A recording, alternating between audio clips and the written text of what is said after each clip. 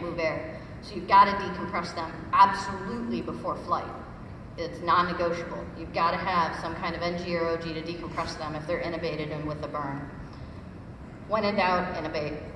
Get at the airway early, because if you don't, you have to make decisions like this. This was a 40%er I took care of in the first hour. If you got a liter of fluid, that was a lot. But an hour later, we had secured his airway because he was 40%, his big burn. We're going to do a lot of stuff. An hour later, this was him. So the edema and the sheer amount of just swelling that's going to occur inside and out is going to make you want to wish you got that airway sooner. So stabilization. Put IVs through burned skin? Sure, why not? I do it all the time. I put dialysis catheters through burned skin. No big deal. Just get IV access. Realize if you have a deep, deep burn that your veins might be thrombosed, so it looks like you get a flash but you can't flush anything. That could be why. So start distal, work proximal like everybody else, but you may find yourself being pretty proximal at the IV. Again, don't use tape or those cute little tegaderms to secure them in place.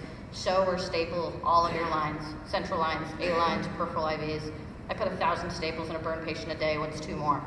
But make sure that line doesn't come out, especially in transport. Then you got to start warming the patient. The coldest our ICU room gets in the ISR is 90 degrees. Highest it goes up is $110. The OR, if you disengage the fire alarm systems, which we frequently do, don't think the irony is not lost on that for me, can get you up to 130 degrees, and the burn patient needs every bit of it.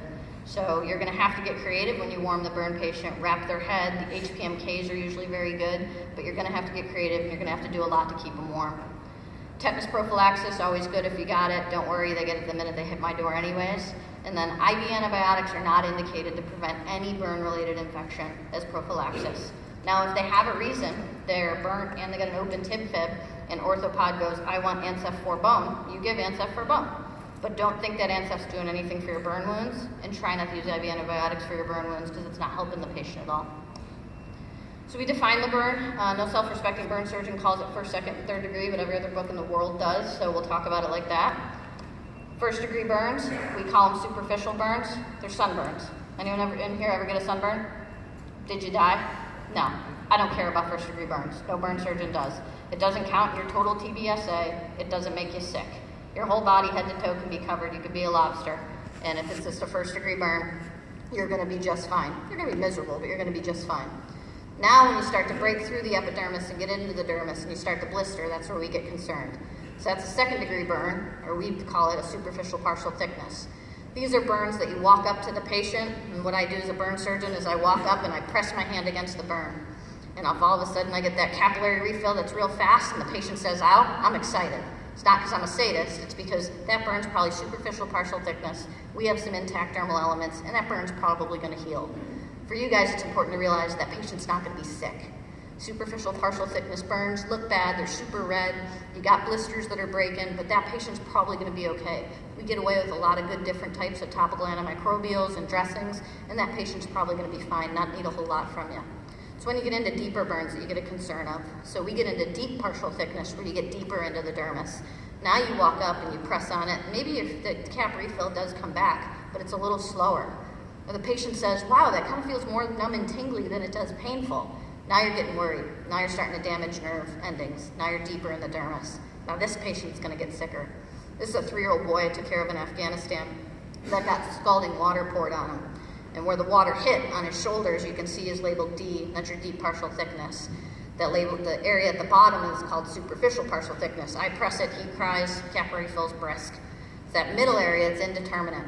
About $80 million a year in DoD funding goes into trying to determine the depth of that intermediate area and what we can do about it. So I can be able to teach you guys how sick is it going to make this patient, what are you going to have to do for them, and do I have to go and operate on it later on. Then there's the no doubt full thickness, 3rd degree burns. These burns can be any color. They don't feel like skin anymore, a little bit tougher. The patient has no sensation to it. They're actually not in a lot of pain, but these patients are sick. I always say you'd rather have a 50%er with superficial partial thickness burns than a 20%er with deep, because deep burns make the patient sick. They make them hypermetabolic. They make them chew through meds. They make them chew through fluids. They make them chew through pressors. And they're going to be sick, and they're going to require you to do a lot. They may require you to do an escharotomy. We'll talk about that in a bit. So we have to calculate the total burn surface area because that's the magic number. That determines a lot of what I make my decisions on during the resuscitation. So you gotta come up with 11 nines on your body. So for example, one whole arm, front and back, top and bottom, is 9%. One whole leg is 18%, 9 on the front, 9 on the back.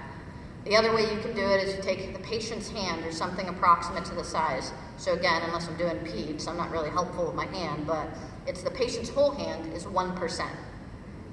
Not the palm of the hand, that's in a lot of books I've noticed, it's the whole hand. So when you have a scattered burn, like the little kid that was there, you can actually kind of guesstimate based on how many sizes of their hand go down. So that kid was about 3 to 4%. Burns over 20%, we call serious burns because that's what get a resuscitation. We're going to talk about that in the next slide. But this number is an estimate. I could put a burn patient in this room, I could put the 5 best burn surgeons in the world, and they're each going to come up with a different number. So it's just an estimate. If you're off by a couple percent, it's okay. I usually don't make too much fun of you.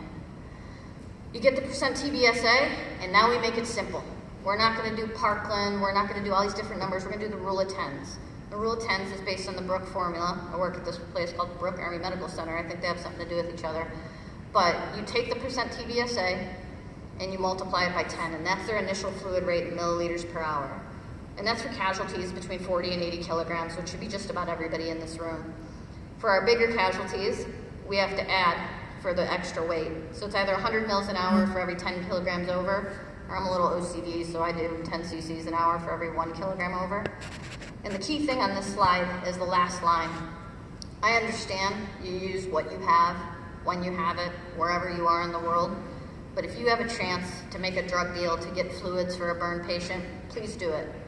They need plasmolite or lactated ringers or isolite. Try not to, do not use normal saline. Normal saline's chloride load can cause an almost irreversible hyperchloremic metabolic acidosis. Basically what that means is their kidneys fail, and I can put them on dialysis, I do it all the time, we do it in flight, but the minute I put a patient on dialysis, the minute I put a burn patient on dialysis, their minimum mortality is 50%. So if we can prevent that by using the appropriate amount of fluid, similar to the fluid that they're losing because of their burn injury, that's LR or plasmolite or isolite. So I got to my FST in Syria, I had like 80 bags of normal saline and like 2 bags of LR, and as a burn surgeon I cried a little. And then over the course of the next couple of weeks, I kind of make drug deals of sending some normal saline back and getting some LR back and trying to get a balance. So LR, isolite, or plasmolite. We just do a quick calculation, not because I don't think you guys can do math, but it really kind of gets you an idea of how much fluids we use on a regular basis for a patient. So you got a 50% burn, he's a 70 kilogrammer. Okay, is he in the right weight range? Yep, he's 50% burned. He needs to start at 500 mils an hour. So 1 bag of LR isolate will last you 2 hours, whether that's in a ground convoy or a flight, or God forbid we talk about prolonged field care of these guys. And you're just starting at 500. Fluid's gonna go up. Why does it go up? Because we measure their urine output. And what their urine output does is, the urine output is the gold standard of how hydrated a burn patient is. Please just expect it to go up for the first several hours. Burn patients are just chewing through everything you give them, and they're super dehydrated. So any burn over 20% is gonna get a Foley. You're gonna check that urine output. You're gonna come up with a goal, 30 to 50 an hour. Pick a number and stick with it. Don't be happy with 30 1 hour, but then want 50 the next. Just pick one. And then what you do is you increase or decrease the amount of fluid you give a burn patient by 20 to 25%. If you feel super froggy, you can go up to 30. Don't feel froggy, call me first. What you try not to do is bolus a burn patient. So if you bolus somebody because they had gastroenteritis and you gave them a liter of normal saline, 333 cc's of it goes into their intravascular space, and 667 goes into their extravascular tissues, and they swell a little and their ankles look fat. If you do that same bolus to a burn patient, less than 100 cc's goes into their intravascular space, and the rest just goes into their extravascular tissues. Their capillary leak and their fluid creep is just crazy. So bolusing them isn't going to help them. So this is where the patience of burn resuscitation comes in. Every hour, you check the urine output, and you make these adjustments. So for our dude in the last slide, he was at 500 an hour, you check his urine output, it's only 10 cc's. So we say, okay, we're gonna go up 20%. 20% of 500 is 100, 100 plus 500 is 600. So the next hour, you need 600 cc's of fluid in that hour. Now, that bag of LR is not even gonna last you 2 full hours. You can see how we're gonna start to burn through fluids in a burn patient. not to mention all the drips they could be on for transport. Now you get into vasoactive medications, it's a big deal. Oral rehydration therapy is becoming a big deal because people and service like to get burned in really, really remote places, and we can't get to them, or we don't have the fluids to give them. So special operations community guys figured it out because they were burned on the side of a mountain. So they figured out oral rehydration therapy on their own. And so we're basically going to steal it from them. What I'm supposed to recommend to you is the World Health Organization oral rehydration salts. Anyone ever had that? It's like the worst thing I've ever tasted, and I've had bad tequila. So it's hard to tell somebody who's burned, fighting for their lives in a remote part of the world, please drink 1,500 cc's of this awful containing solution every hour. You'll do great. So Pedialyte's always been the nice homemade option. It's great for hangovers and great for burn patients. Now there's a whole variety of oil rehydration solutions that offer what you need. But when in doubt, go back to the kitchen and do it yourself. So our homemade options that we actually recommend to patients is either water or sugar, salt, and baking soda, or grab some Gatorade and now you don't need the sugar. Readily available things, you can buy yourself a little bit of time. Usually burn patients up to 15%, that's 1-5, can get away with oral rehydration therapy. Most other patients are going to need some IV fluid supplementation. We're going to continue to do research in this area at the ISR to see if we can identify a good, solid enteral resuscitation regimen. So there'll be more to come on that. So slide after slide after slide on resuscitation. Why is it such a big deal? Because if you do it wrong, you kill the patient. And you kill them actually pretty fast. If you under-resuscitate them, it's obvious, right? They get too dehydrated, organs shut down, and they die. But it's over-resuscitation that people are actually more likely to do. So over-resuscitation causes the morbidities of compartment syndromes. Now everyone's going to think of the abdomen, everyone's going to think of the leg. Yep, true story. But in burn patients, there's two very unique compartment syndromes that you have to concern yourself with. One is ARDS. If you get ARDS, no matter if you have an inhalation injury or not, in the first 7 days after your burn injury, consider it compartment syndrome of the lungs. So now we have to worry about things like, ARDS-net ventilation, percussive ventilators, ECMO. Well, all those things are very drastic, and we'd like to avoid that if we can. The other thing that's unique to burn patients is orbital compartment syndrome. And these are with patients that don't even have facial burns. Definitely not eye burns. But just think, guys, extra fluid's got to go somewhere. And that orbital compartment is just sitting around waiting for it. So these are patients that anybody over 40% at my hospital gets intraocular pressure checked very routinely, usually every hour, for up to 2-3 days after the resuscitation starts. But this is something you always have to keep in the back of your mind. So being able to manage the fluid hour to hour as you're their provider is epically important. We wanted to make it as easy as possible. So attached to the burn CPG is the JTTS flow sheet. And this flow sheet has got to go with the patient wherever they go. Staple it to them, sew it to them, I don't care. But it really allows me to know how the resuscitation works. So basically what it does is it tells you to start with the rule of tens like we went over, and then it gives you the phone number for the burn center, which usually ends up just being my phone number, so just call, I'll answer, we'll get you through it. We'll come up with a resus strategy. We'll come up with a, hey, if A happens, do B. If C happens, do D. If E happens, call me back. And we'll come up with a plan before you ever have to do anything for them. And then this allows you to track what goes in and what comes out to be able to determine what that patient is getting and what he is showing you he or she needs. And this flow sheet, at a quick glance, I can usually tell how the resus is going and what they're going to need from me. Abdominal compartment syndrome up until September 2017 carried a 100% mortality for any burn patient over 20% burned who needed an exploratory laparotomy for abdominal compartment syndrome. We now have one survivor. He's from the September 2017 Camp Pendleton training incident. But we have one survivor. That's not a lot. The best thing you have to do for this patient is prevention. Don't get to the over-resuscitation part. If you suspect it, you suspect it for any other ACS patient. Increased end-tidal CO2, decreased ability to ventilate, increased bladder pressures if you're able to check them. But this is still a highly morbid and often lethal complication that we very much need to avoid. So how do you know you're doing well? We studied everything, guys. We studied stroke volume variation. We used to put swans in everybody, studied cardiac outputs, systemic vascular resistance, every fancy number you can think of. Urine output still remains the gold standard, and that's good because we can measure that anywhere. But that's the number. All these other things are nice to have. I say appropriate tachycardia because anybody in this room is 20% or greater burned. You can expect your heart rate to be in the 120s for the next 9 to 12 months unless I medicate you. So we're used to walking in a burn unit and seeing, 110s, 120s. Doesn't upset us. That's actually appropriate tachycardia for their injury. But if they're sitting in the 140s, 150s, 160s, you're going to get a little worried. Peripheral pulses, we like them palpable. More often you need a Doppler, just due to the edema and associated tissue injury. But you should be able to check those. We check them in flight and actually connect the Doppler to our headsets so that we can actually hear it in flight to know if they need anything. What they may need is an escharotomy. So these are really fun to do until you have to do them with a resident and they keep screwing them up. But a lot of times your full thickness circumferential burns of your extremities will need escharotomies. The lines here, the dotted lines, show you how simple it is. We're not doing fancy stuff. These aren't fasciotomies. It's straight lines in the medial and lateral aspects of the extremities. The whole goal of this, guys, is just to relieve interstitial tissue pressure that is only present in the dermis and the epidermis. Fat, dead or alive, doesn't have interstitial tissue pressure. So if you look at my left, your right, the very beginning of that escharotomy is awesome. All you do is you run the bovie, you can do it with a scalpel, real gently along the burned epidermis and dermis, and then here's what happens. The fat goes, you're done. Your escharotomy is done. I don't care if that fat's dead or alive. You've now released the pressure that has been constricting from that dead skin. You keep working across where this guy is now bovying a vessel that he decided to murder, and he's now looking at fascia, he's now looking at muscle. This is not an escharotomy. This is now bordering on fasciotomy, and you are not doing anything for that patient.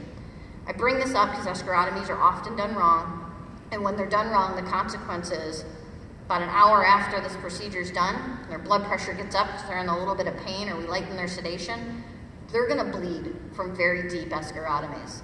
And they're going to bleed in transport with my poor flight paramedics, my poor guys that are just trying to get them out of there. That's when they're going to bleed. So deep escharotomies always concern me. They always get packed with combat gauze and you keep an eye on them. But the point is, if you do the escharotomy right, you just go through that dead epidermis and dermis and watch the fat spooch out at you, you're done. And that's what you need to do for the patient. I'm only going to do a couple slides on burn wound care because there's an extensive array of options you have, and they're all downrange. I'm not saying I took a bunch of rolls of Silverlaw and a bunch of Silvadene and bacitracin in my go bag when I went. That's still there. But every option's downrange, so you have the choices.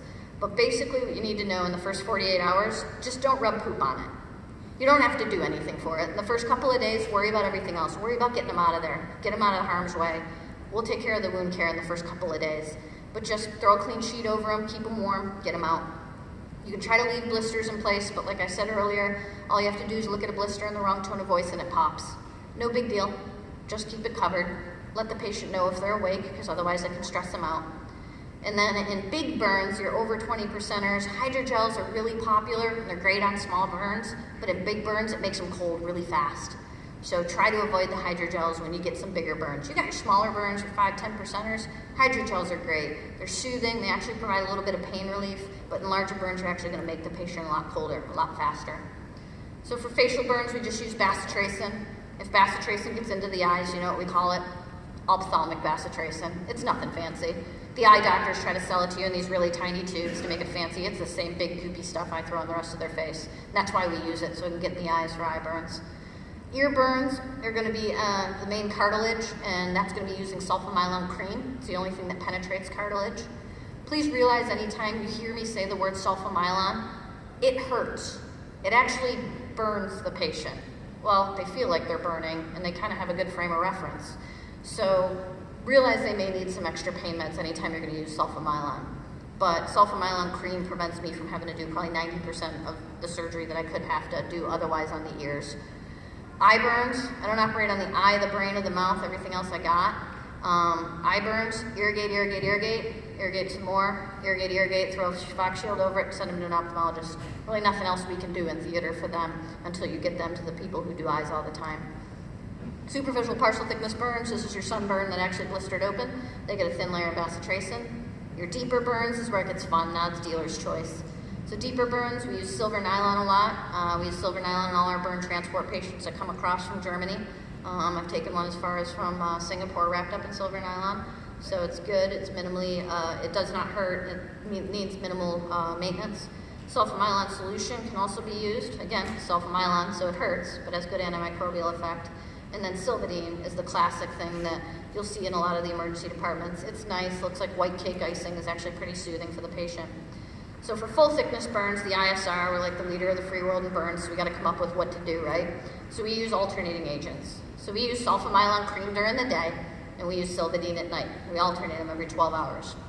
I got to the ISR as a budding burn surgeon and was like, oh man, there's gotta be some awesome science behind this. Why do we do this? Like, well, what is it that like sulfamylon does during the day? It sets up the Silvadene for success at night. What is it? My boss looks at me and says, well, sulfamylon cream hurts. So we put it on them during the day. You can be in a little bit of pain during the day, but we don't want our patient to think we're sadists and not let them sleep. So we give them Silvadene at night because Silvadene's like kind of cool and soothing. So then they get a good night's sleep and they keep coming back to see us. Well, burn patients like to burn themselves again, so they do keep coming back to see us, but there's massive science behind it. Oh well. So casualties who can't be evacuated. So in the world of prolonged field care, it's a reality. And for situations in which you are the host national's only doctor, it's a very big reality, and it has been in my time in the military.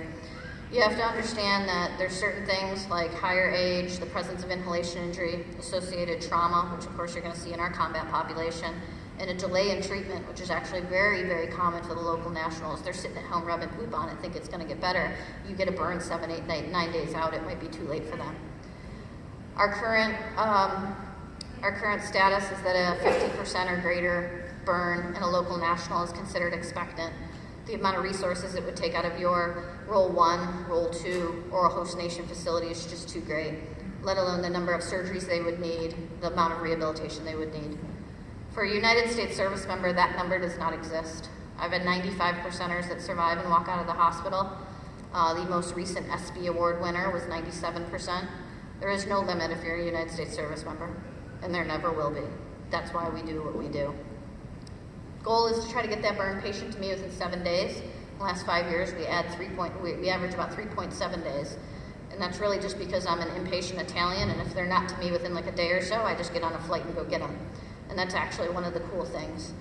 We're in the United States Army Burn Center, and we have the United States Army Burn Flight Team. There's a burn surgeon, burn PA, burn nurses, ICU, all ECMO trained, all CRRT trained, respiratory therapists, NCOs. We do nothing but burns. Burns all day, every day. And if you are burned and you are a United States service member, we will come get you and we'll bring you home. If you're not that burned, or you're a provider with just a question, little questions, little tiny burns, wants to stay in theater and return to duty, big burns, massive resus, patients going south, call us. We have phones on us 24/7. We have an email that we check 1 million times a day.